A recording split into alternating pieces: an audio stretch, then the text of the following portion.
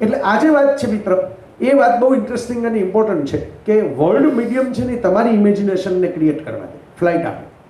જ્યારે વિઝ્યુઅલ મીડિયામાં કોઈ ભલે કાપોલા હોય, ભલે કુબ્રિક હોય, પણ એ પાવરફુલમાં પાવરફુલ માણસની ઇમેજિનેશનને તમે ફોલો કરો. અને that's why very interesting thing is that કે કાપોલાઓ અને કુબ્રિકો are very good readers. Anyone who is very good film maker, Christopher Nolan, Steven Spielberg, તમે કોઈ પણ જ્યોર્જ લુકાસ, સાયન્સ ફિક્શન બનાવનારાઓ, નોલાન છે એ મોબાઈલ નથી રાખતા, આજની તારીખે નથી રાખતા. અમારા સુભાષ ભટ્ટ હવે મોબાઈલ રાખવા માંડ્યા, પણ નોલાન નથી રાખતા. બરાબર? કારણ કે એ સુભાષભાઈને અમેરિકા ગયા પછી અનુભવ થયો કે આમાં તો ઉબેરે ન આવે, મોબાઈલ ન હોય, આપણે નિરાશ્રિત અવસ્થામાં આવતા રહીએ. એટલે એમણે મોબાઈલ રાખવાનો શરૂ કર્યો. બરાબર? હું તો રમૂજમાં મેં કીધું ને, દરેક વાતમાં મારી થોડી રમૂજ તો આવશે, એટલે કોઈ બહુ પિંચ ઓફ બધાને સોલ્ટ સાથે લેવું આ બધું. પણ સુભાષભાઈ મોબાઈલ રાખતા થયા, નોલાન નથી રાખતા. શું કામ? નોલાન એમ કીધું કે ભાઈ બહુ જ કામની વાત હોય તો મારી બાજુનો જો માણસ કોકને કોક ઊભો હોય ને એના મોબાઈલમાં કોક ફોન કરશે. એનાથી વધારે કંઈ કામની વાતો હોય હું માનતો નથી. પણ મોબાઈલ ઉપર ચેટ કરવા જેટલા સમયમાં હું 5 વસ્તુ વાંચું ને તો ઇન્ટરસ્ટેલરનો પ્લોટ કે ઇન્સેપ્શનનો પ્લોટ હું ઘડી શકું. સો all the good film makers, જે હું એવા ફિલ્મ મેકરો, પછી ફિલ્મ મેકરો બે પ્રકારના હોય, એક ફિલ્મ બનાવતા હોય અને બીજા લોકો ફિલ્મ ક્રિએટ કરતા હોય. All the good film creators are good readers, young or old. Mark Zuckerberg, જેણે ફેસબુક બનાવ્યું, જે ઇન્સ્ટાગ્રામ અને વોટ્સઅપનો કાયદેસરનો માલિક છે, એના પ્રોફાઇલમાં એના રીડિંગ વિશે વાંચજો. Is A એવિડ reader. એટલે એના દુનિયામાં આ પકડાઈ ગયું કે આવું હોવું જોઈએ કંઈક. એટલે એ તો ચોપડી જ વાંચે છે, એને તો ફોટા મૂક્યા છે, પોતે એનો ઝૂલો બુલો બાંધી એના કેલિફોર્નિયાના હાઉસમાં એની છોકરી ખોળામાં બેઠી હોય, એને નીચે ફોટામાં લખ્યું હોય કે ધીસ ઇઝ માય લેપટોપ, મારી દીકરી મારું લેપટોપ, મેરી બેટી મેરા ગૌરવ છે, મારી બેટી માય લેપટોપ. કેમ દરેક બાપની દીકરી તો કોઈને ખોળામાં બેઠી હોય ને, એક દીકરી ખોળામાં બેઠી, ભલે સૂઈ ગઈ. હા સારું, ડ્રેક્યુલાઓની જો આ હવે આધુનિક ડ્રેક્યુલાઓ કેટલા અસરહીન થઈ ગયા, એની વાર્તા સાંભળતા છોકરા પીવાને બદલે હોઈ જાય આખા. પણ કહેવાનો મતલબ એ છે કે ઝકરબર્ગ ઝૂલા ઉપર બેઠો બેઠો હાથમાં એક હાથમાં ચોપડી ને એક હાથમાં દીકરી રાખે છે, અને આપણે એ ઝકરબર્ગે જે દુકાન ચાલુ કરી છે એની અંદર આપણું માથું નાખીએ છીએ. એટલે પુસ્તક છે એનું પ્રભાવ એ રીતે વધારે રહે કે વિઝ્યુઅલના ક્રિએટરોએ પણ એની પ્રેરણા ત્યાંથી લેવી પડે. કાપોલા કે કુબ્રિકે શાઇનિંગ કે ડ્રેક્યુલા વાંચી તો હોરર ફિલ્મો બનાવીને. જયભાઈ, મારું નામ પરેશ આચાર્ય છે. જી જી, આમાં મારી ઇમેજિનેશન છે કે તમે બોલો છો ને હું તમને ઇમેજિન કરું છું. Very good. તમે જી જી બોલો બોલો પ્લીઝ. આટલું તમે રીડિંગ કરો છો, ગુજરાતી લિટરેચર અને સાથે સાથે ઇંગ્લિશ લિટરેચર, અને એની સાથે સાથે તમે સિનેમા, ગુજરાતી, હિન્દી અને સાથે સાથે ઇન્ટરનેશનલ સિનેમાસ પણ આટલા જુઓ છો. જી. તો આટલું બધું જોવા અને વાંચવા માટે તમે ટાઈમ મેનેજમેન્ટ કઈ રીતે કરો છો? લગ્ન ન કરવાનો ફાયદો number 1. That is the humor answer. 6-7 કલાક તો બચી જ જાય. બરાબર. પછી બીજો ફાયદો એ નોકરી ન કરવી. આ બહુ, અને આ જવાબ રમૂજી નથી. પહેલો તમે કદાચ રમૂજી માની લીધો ઘણા મિત્રો છો કે સાચો જ હતો, એ રમૂજી નહોતો, વાસ્તવિક હતો. જેને કઈડા એ બધા ડોકાઈ ધોળાવ્યા મારી સાથે, હું જોઈ રહ્યો છું. પણ બીજો ફાયદો એ પણ છે કે નોકરી એટલે છોકરીની, નોકરીની એટલે સામાન્ય પુરુષના જીવનમાં જે સમયના બે મોટા ફેક્ટર હોય એ મારે નીકળી ગયા. હવે એને કારણે જે અમુક કલાકો જે વધી પડી જીવનમાં એ આમાં ખર્ચાઈ જાય છે. આ બધું વાંચવા, જોવામાં, એની વાતો કરવામાં, વિચારવામાં. આ બીજી એક વાત એ પણ છે કે એવું બીજા લોકો હોય છે જેને આ બે નથી હોતું. એવા તમને ગિરનારમાં પણ બેઠેલા જોવા મળે. પણ એ કંઈ ચોપડી વાંચતા હોય, ફિલ્મ જોતા હોય એવું જરૂરી નથી. બરાબર. એટલે એનું એક બીજું કારણ છે મારા મા બાપના ઉછેરને કારણે ક્રિએટ થઈ ગયેલી પેશન આ બાબતો માટે. એમણે જે રીતે અપબ્રિંગિંગ કર્યું એમાં એમણે બહુ સ્માર્ટલી શબ્દ એટલે હું ન વાપરું કે એમાં કંઈ આયોજન નહોતું કરેલું. એમનો રસ હતો એટલે એમણે મારામાં ટ્રાન્સફર કર્યો, એટલું જ કરેલું. પણ એમણે શું કરેલું, બેસ વાંચવા, સારી ચોપડીઓ વાંચવી જોઈએ. તો આ ડ્રેક્યુલા જ ન વાંચ્યું હોય ને મેં. સંસ્કારી માણસો ડ્રેક્યુલા ન વાંચે, સ્વામી વિવેકાનંદના પત્રો વાંચે. બરાબર.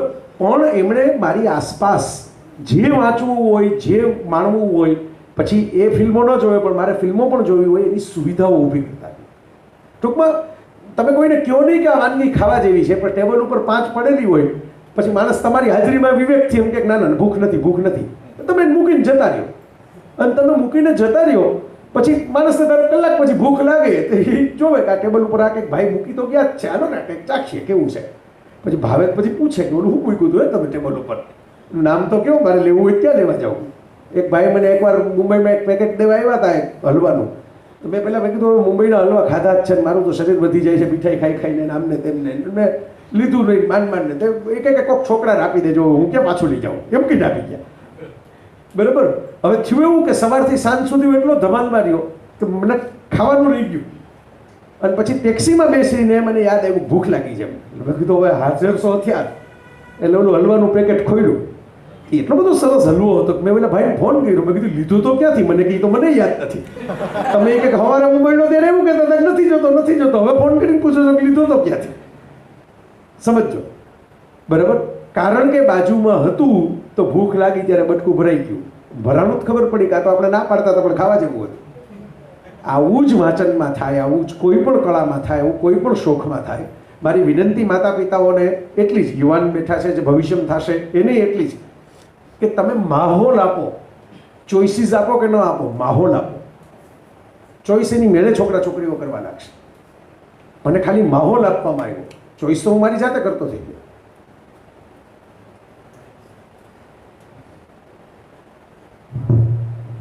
હું જીલ. સર મારો પ્રશ્ન એમ છે કે what is your source of motivation? તમે આટલું બધું વાંચો છો, આટલું બધું ફરો છો, આટલું બધું કરો છો, કેમ? વાહ, આ સરસ સવાલ છે. જો પાછલા સવાલને હું આ સવાલ સાથે કનેક્ટ કરી દઉં ને તો time management is self management. Time કોઈ નથી મેનેજ થાય જ નહીં. તમે કહો છો કે આટલું બધું કેવી રીતે કરો છો, મોટિવેટ કેમ થાવ છો, બરાબર. ટાઈમ કેવી રીતે મેનેજ થાય? મારા અસ્તિત્વ પહેલાં સમય હતો, હું નહીં હું ત્યારે સમય હશે. સમય તો અનાદિ અનંત છે. આપણે એનું એકમ બનાવ્યું કે આ કલાક છે, આ દિવસ છે, આ તો માણસે બનાવેલા ચોકઠા છે કે આને વર્ષ કહેવાય. સમયે તો કોઈ ચોખ્ઠું જ નથી બનાવ્યું પોતાનું. તો સમય નથી મહેનત થતો, માણસ મહેનત થાય છે. માણસ કેવી રીતે મહેનત થાય? તમને એમ થાય કે આ મારો પ્રશ્ન ક્યાં આવ્યો? આમાં પ્રશ્ન ક્યાં આવ્યો કે માણસ રસથી મેનેજ થાય. પોતાને રસ હોય એની પ્રાયોરિટી ભલભલા લોકો નીકળી જ જાય. અમિતાભ બચ્ચનને રેખા જ્યારે ગમતી હશે ને ત્યારે રેખાને મળવાનો ટાઈમ એને જયા અને શૂટિંગ બેની વચ્ચેથી નીકળી જ ગયો હશે. અમિતાભનું તમે રમૂજમાં ઉદાહરણ આપ્યું મારી ટેવ મુજબ, પણ અમિતાભે હમણાં શત્રુઘ્ન સિંહ સાથે એક ટીવી પ્રોગ્રામમાં બેઠો હતો. પછી એમાં અમિતાભને મૂળ શત્રુઘ્ને તો બહુ બધીની દુનિયામાં પટ્ટી પાડી લીધી છે. અમિતાભ ભાગ્યે જ કોઈની પટ્ટી પાડે, પણ તેથી અમિતાભને બરાબર મોકો મળ્યો હશે કે આજે આપણે બધો હિસાબ ચૂકતે કરી દઈએ. એટલે અમિતાભ કે ये साहब जो मेरे बगल में बैठे, હવે અમિતાભની તો એક લાક્ષણિક અદા છે વાત કરવાની. ये साहब और हम दोनों साथ में शूट कर रहे थे. सुबह में शाम को दोस्तान है. और होता ये था कि भाई आई કે 2 વાગે કે શૂટિંગ પતાવી અને બીજા સ્ટુડિયોમાં જવાનું હોય તો હું કે 2 વાગે પહોંચી જાય. 2 વાગે આ સ્ટુડિયોમાં શત્રુઘ્ન સિંહ મારું બેનું સાથે જ પેકઅપ થયું હોય.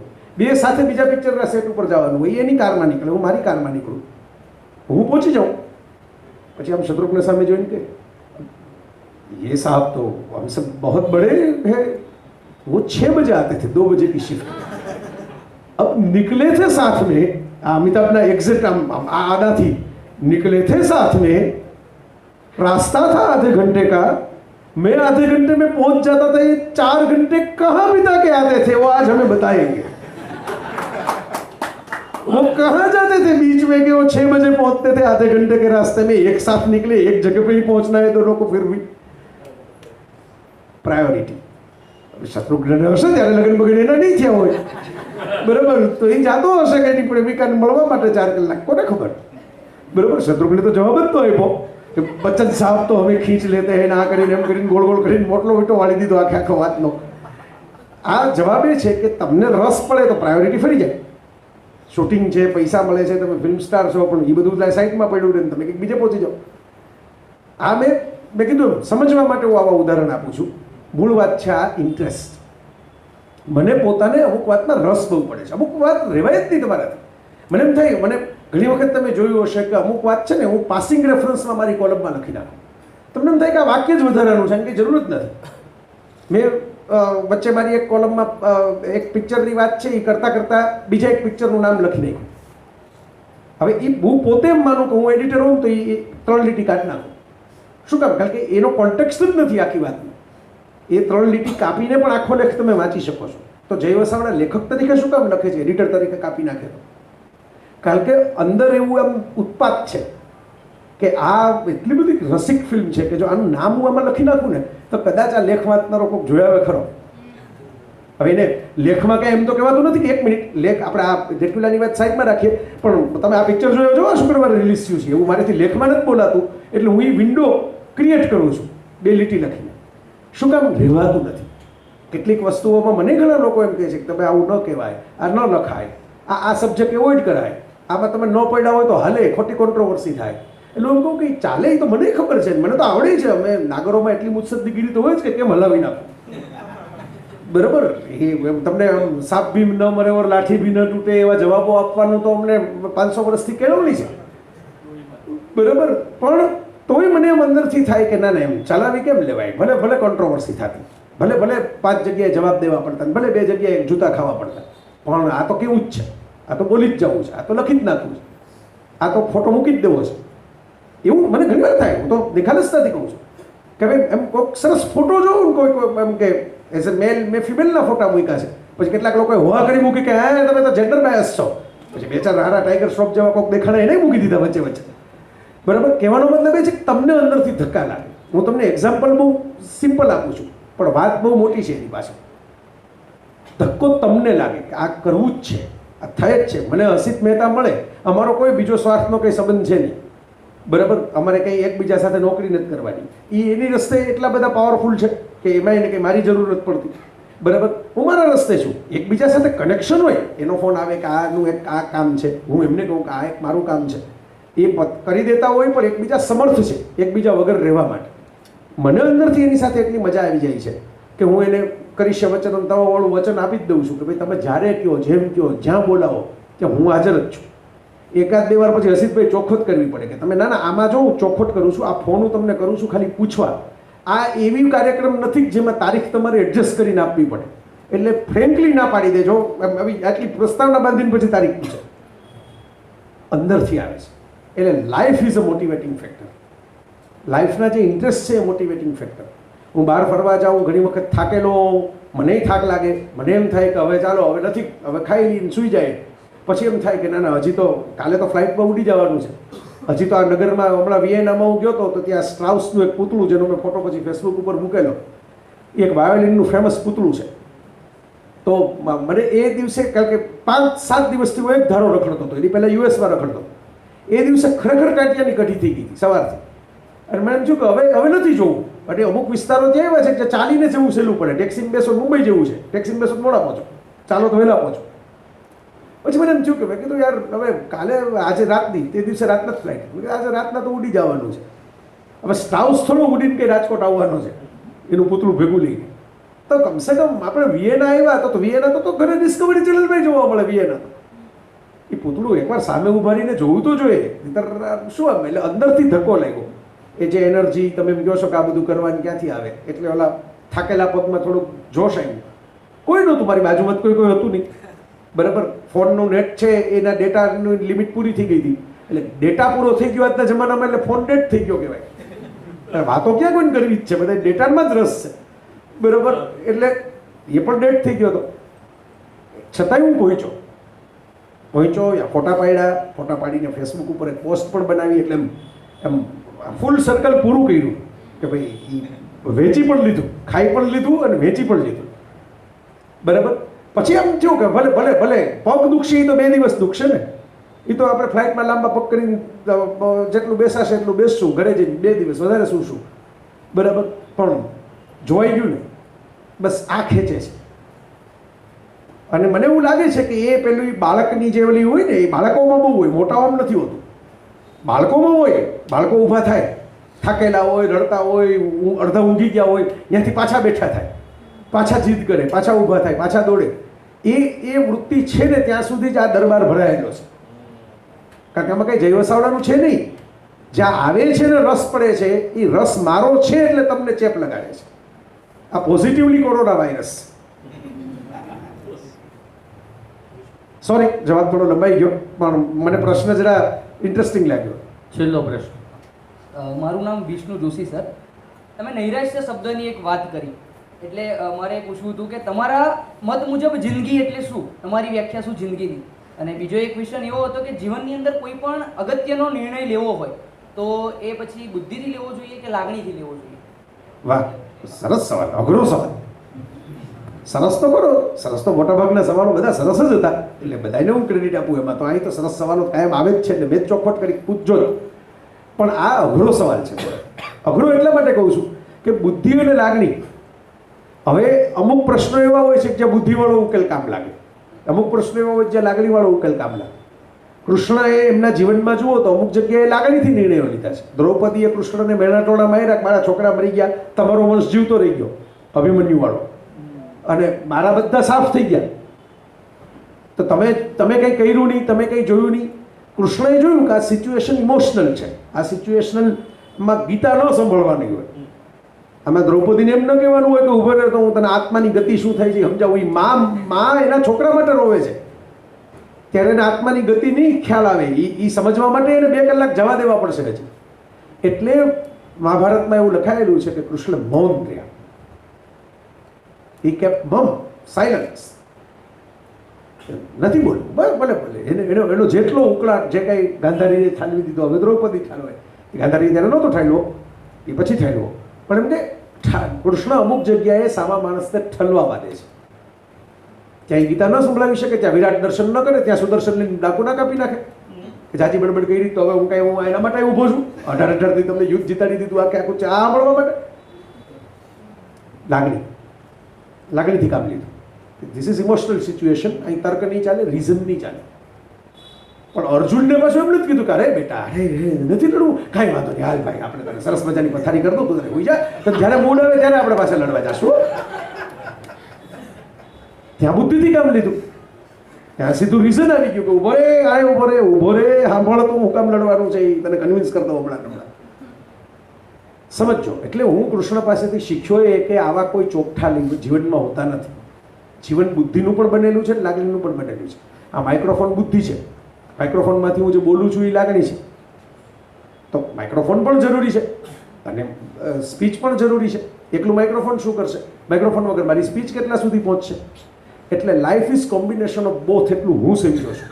મારો જવાબ ખોટો હોઈ શકે કે ક્યારેક બુદ્ધિથી કામ થાય, લાગણીથી નથી થતા હોતા. કોઈ ક્રાઇસિસ સિચ્યુએશન હોય, બરાબર, ત્યાં લાગણી તમારે બાજુએ મૂકી દેવી પડે. પૂર ને ભૂકંપ જેવી સિચ્યુએશનમાં લાગણી તમે રાખવા જાઓ તો તમે ડિપ્રેશનમાં આવી જાઓ બીજે દિવસે. ત્યાં તમારે મળદાઓને ઉપર પગ મૂકીને જવું પડે, અને કોઈક 2-3 જવાબમાં મરતા હોય એમાંથી 2ને બચાવીને ત્રીજાને નજર સામે મરતાય જોવો પડે. બરાબર, ત્યાં રૂથલેસ એના માટેનો શબ્દ છે અંગ્રેજીમાં, રૂથલેસ થવું પડે. ત્યાં લાગણી નીકળી ગઈ, બુદ્ધિ જ રહી. બરાબર, અમુક સિચ્યુએશન એવી હોય જ્યાં કેવળ લાગણી હોય, ત્યાં બુદ્ધિ ન ચાલે. બુદ્ધિશાળી લોકો પ્રેમ કરે ત્યાં બુદ્ધિ નથી ચાલતી. હું તો મારું બહુ ફેમસ થઈ ગયેલું હવે કોટ છે કે પ્રેમપત્રોમાં જે જોડણીની ભૂલ કાઢી માસ્તર થાય, પ્રેમી ન થાય. શિક્ષક સારો થતો હશે તો પછી કે પ્રિયા આમ લખાય, આમાં પ્રિય દીર્ઘય ન હોય, રસવાઈ હોય, બરાબર, તો એની દીર્ઘતા જોઈને જ કોઈક ભાગી જાય કે આની પ્રિય આપણે નથી થવું. બરાબર, એટલે આ બીજા પ્રશ્નનો જવાબ મેં તમને પહેલા આપી દીધો. બરાબર, હવે મને જિંદગી કેવી લાગે છે? હવે બધા ભલભલા લોકો જાતના એમ કે એના જવાબો આપતા જાય છે. બરાબર, હરિવંશ બચ્ચને એમ કીધું, મિટ્ટી કા તન મસ્તી કા મન ક્ષણભર જીવન મેરા પરિચય. મિટ્ટી કા તન મસ્તી કા મન, આટલામાં એને પતાવી દીધું મધુશાલના લેખકે. બરાબર, મરીશ સાહેબે લાગણી, દર્દ, હૃદય, અધૂરી આશા એક જગ્યા જ્યાં જમા થઈ જાય એમ કરીને જિંદગી સમજાવી દીધી. બરાબર, ઓસ્કાર વાઇલ્ડે કોઈક જગ્યાએ મને આખું કોટ તો અત્યારે એક્ઝેક્ટ યાદ નથી આવતું, પણ એવું કીધું છે કે એક ચાંદની રાત હોય, એક પુસ્તક હોય, 5 સરસ મજાના સુગંધી ફૂલો તમારી બાજુમાં પડ્યા હોય, બરાબર, અને પુસ્તક, ચાંદની રાત, ફૂલોની સુગંધ અને એક કોફીનો કપ હોય, એમ તો આનાથી વધારે બીજું ઓર જીને કો ક્યાં ચાહીએ? બરાબર, એટલે દરેક માણસો, મારો કહેવાનો મતલબ એ છે કે જીનિયસ કહેવાતા માણસો પણ પોતપોતાની પસંદગી મુજબ જિંદગી ડિફાઇન કરતા હોય છે.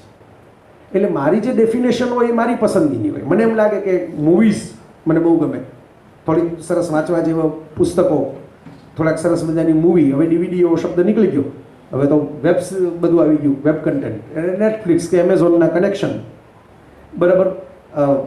મને કોઈ પણ પ્રકારનું સૌંદર્ય ગમે. સૌંદર્યનું ઘણી વાર એમ વિચારું કે આ બોટલ જો, આ બોટલ કેવી સરસ છે, આમ ઘાટવાળી, આમાં કોકે એટલી મહેનત કરી છે ને કે આમ સીધું બનાવી દેવાને બદલે ફૂલ બનાવ્યું. આ કોક એસ્થેટિક સેન્સ વાળો માણસ હશે ને, બોટલ બનાવવા વાળો ને પાછો ખરીદવા વાળો, બે, બરાબર. કે ભાઈ સાદી બોટલની શું લેવી, બોટલ તો બોટલ જેવી જોઈએ, પણ કોકે એમાં એક ફૂલ બનાવ્યું છે આની અંદર. આ બસ મને એમ ગમે. એ સૌંદર્ય કોઈ વ્યક્તિનું હોય, એ સૌંદર્ય પ્રકૃતિનું હોય, એ સૌંદર્ય એટલે મને ગમે. તમે મારું પુસ્તકો જોશો તો તમને ખ્યાલ આવશે કે ભાઈ એમ નહીં આમ ગોઠવી દેવાના, ટાઈપ સેટિંગ કરી નાખવાના, કમ્પોઝ કરી દેવાના. તમારા રોનકભાઈ રાત જોવે છે, તમે આમ નળ ખોલો એટલે સાંજે તમને હું એક સાથે 60 પુસ્તકો રેડી કરતો, બરાબર. લોકો થાંબા થાંબા થાંબા, આપણે એક જ કરવું છે વર્ષમાં, 2 જ કરવા છે, 5 જ કરવા છે, પણ કરવા છે એવા કે માણસ પાના ફેરવે તો આમ એને એમ થાય કે હા, હું તો મારી પ્રિયતમાના હાથની હથેળી હાથમાં લઈને બેઠો છું. એટલે એ એસ્થેટિક્સ, સૌંદર્ય, તો મને એમ થાય કે ભાઈ મરવું તો પછી જરા ઓલા કો વાડિસ નામની નવલકથા હોય, પેટ્રોનિયસ, એમાં એક પાત્ર છે પેટ્રોનિયસ, રોમનો સમ્રાટ નીરો છે. એને એમ લાગે છે કે આ બહુ બડબડ કરે છે, બહુ આઝાદી કરે છે, મારી જ નાખો. અને એ મારાઓ મોકલે છે મારવા માટે. પેટ્રોનિયસ જોઈને સમજી જાય છે કે નીરોએ મારવા મોકલા, તો કે હા, તો કે એમાં શું, કે નીરોના હુકમનો અમલ તમે કરી જ દેજો, માથું લઈ જાજો, પણ 2 મિનિટ. એટલે ઓલા મારાઓને કોઈ આવું રિએક્શન આવ્યું જ નથી, એટલે ઊભા રહે છે. પત્નીને બોલાવે છે. મિત્રો તો થોડાક બેઠા હોય છે કે સરસ થાળ સજાવો, જમવાનો થાળ સજાવો, સરસ સારી વાનગીઓ, સ્વાદ મારામાં એ છે, સરસ સ્વાદ. મને હમણાં કોઈક ભાઈ એમ કહેતા હતા કે તમે આટલું બધું ખાવ પછી વજન તો વધે ને. મેં કીધું આટલું બધું નથી ખાતો, પણ આટલી બધી વેરાયટીનું ખાઉં છું. ક્વોન્ટિટીમાં એટલું બધું નથી ખાતો, પણ મને કહે કે થોડુંક મીઠું ને ખાંડ ને બધું ન લ્યો ને તો લાંબુ જીવો. પણ મેં કીધું એવું લાંબુ જીવીને કરવાનું શું? આજના જ મારા લેખમાં મેં લખી નાખ્યું છે સ્પેક્ટ્રોમીટરમાં. મેં કીધું એવા તમે 100 વર્ષ જીવો, 100 વર્ષમાં કંઈ ખાવાનું જ કંઈ છે નહીં, તો હું 100 વર્ષ લગી હું તમારે કંઈ બાફેલી દૂધીનો રસ પીવા માટે જીવવાનું નથી જીવું 100 વર્ષ, જાઓ, બરાબર. એટલે સ્વાદ પેલા પેટ્રોનિયસ સજાવે છે. અને આપણે છેલ્લો સવાલ છે તો સાહિત્યથી જ પૂરો થાય, કદાચ છે, કદાચ પાછળથી કોઈ એક છે તમારો, ઓહ તો લેવો જ પડશે. એ બોનસ સવાલ આપણે લઈ લઈશું. થાળી સજાવે, પત્નીને બોલાવે, આસવ ભરે, સરસ એક વાનગી ખાય, આસવ એટલે જામ હાથમાં લે, જામ હાથમાં લઈને પત્નીને કહે, એવું સરસ વર્ણન છે નવલકથામાં, લેખકો તો કેવા કેવા પેદા થયા છે આ પૃથ્વી ઉપર. પત્નીને કહે કે તું મારા ખોળામાં આવીને બેસ. પછી એમ કહે છે કે આ સારામાં સારું ઝેર જે છે ને, ઝેરે ફલાની જગ્યાએથી મંગાવેલું સ્પેશિયલ, એમ કે એ આમાં રેડ તારા હાથે. અને એ જામ ભરી અને પછી એક ઘૂંટ ભરી અને એ પ્રિયતમાને ચુંબન કરે છે. પછી ઓલા નીરોના મારાઓ જે સામે ઊભા હોય ને એ તો ઢગાઈ જ ગયા હોય છે આખું જોઈને કે શું ખેલ ચાલી ગયો છે. એને એમ કહે છે કે જો થોડીક ક્ષણોમાં મેં 2 જામ પી લીધા છે એક સાથે, થોડીક ક્ષણોમાં મારું મૃત્યુ થશે. સમ્રાટને ડોકું કાપીને તમારે જે લઈ જવાની ફરજ છે એ ડોકું કાપીને લઈ જાજો, બતાવી દેજો. અને ભેગો એમ કહેજો કે પેટ્રોનિયસે છેલ્લો સંદેશો આપ્યો છે કે પેટ્રોનિયસ એની ગમતી વાનગી ખાઈને, એની ગમતી જગ્યાએ, એની ગમતી સ્ત્રીને ખોળામાં બેસાડીને, એના હાથે એને ગમતું પીણું પીને ઠાઠથી ચુંબન કરીને મર્યો છે. સમ્રાટના નસીબમાં આવું મોત નહીં હોય.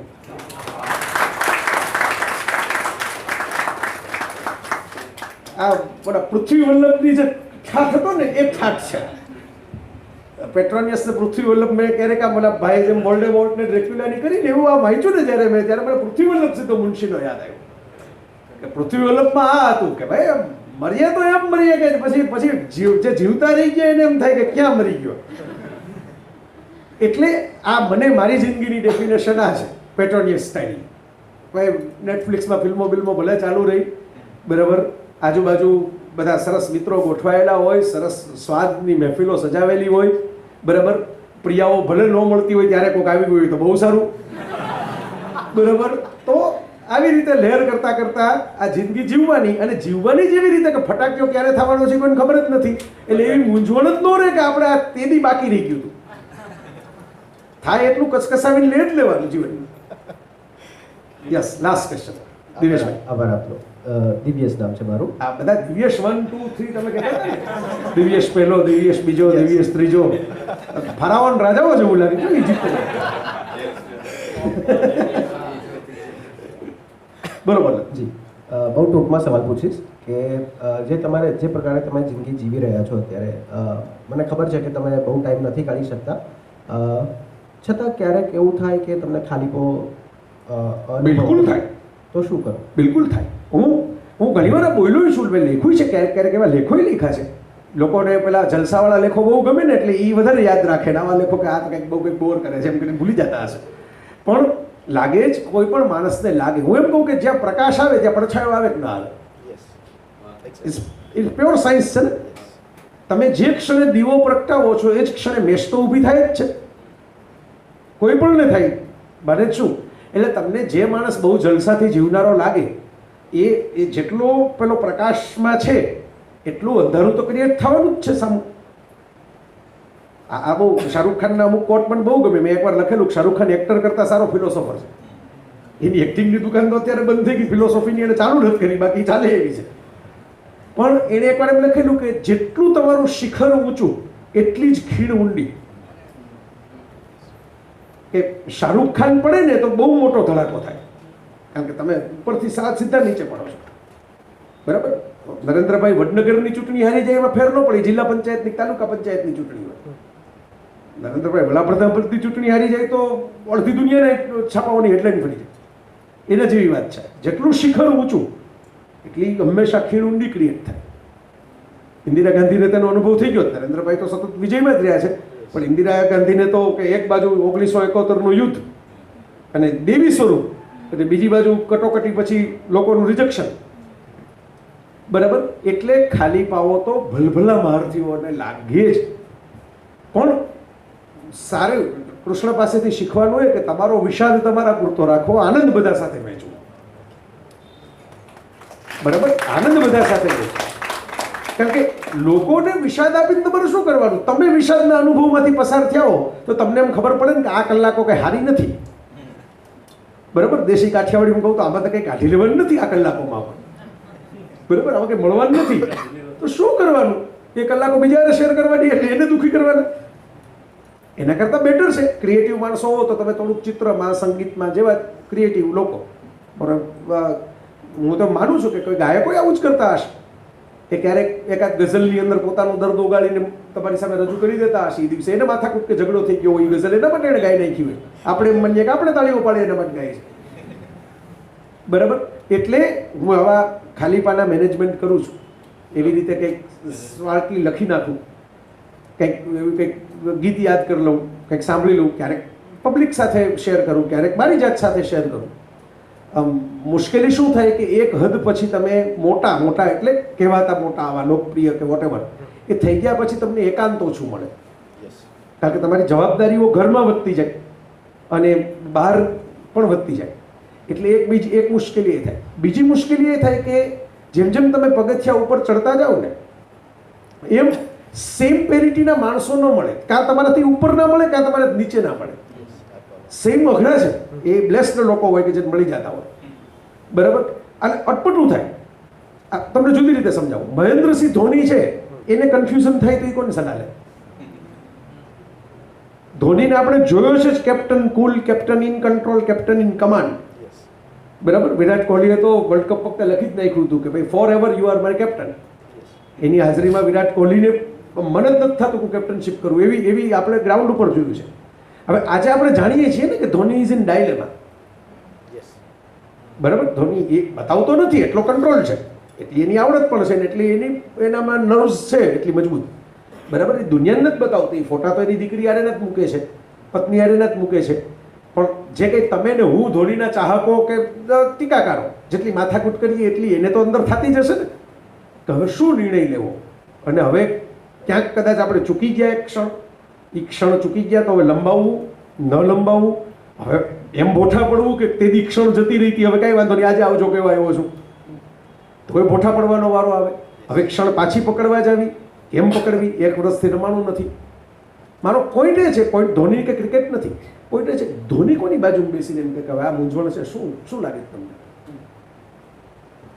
એના જેટલા ટીમમેટ્સ અત્યારે રમે છે એ કોહલી કે રોહિત શર્માને મળવા જાય તો ઊભા જ થઈ જાય. બરાબર.